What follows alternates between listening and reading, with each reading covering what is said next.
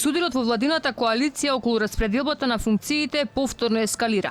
Немањето договор меѓу СДСМ и ДУИ околу името на државниот ревизор ја закочи работата на Собраниската комисија за избори и именувања.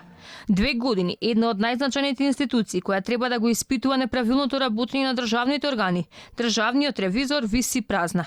До петок истекува и мандатот на заменикот ревизор, па вработените остануваат на цедило.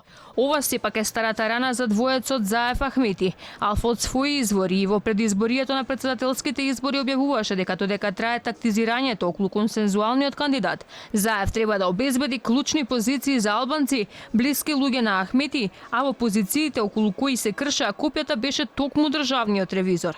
Дали сега се реализираат ветувањата на коалициониот партнер на Ахмети, што му ги дал во предизборието? А токму коалиционата преписка ја закочи работата на Собраниската комисија за избори и именувања. Собранискиот спикер Џафери на брифинг со новинарите денеска порача комисијата да не се става над парламентот, а координаторите на партиите на маса да ја решат ситуацијата и да го откочат изборот на неколку функции важни за државата. Комисиите соодветно да работат според деловникот за да овозможат пленарната седница да тече без пречки.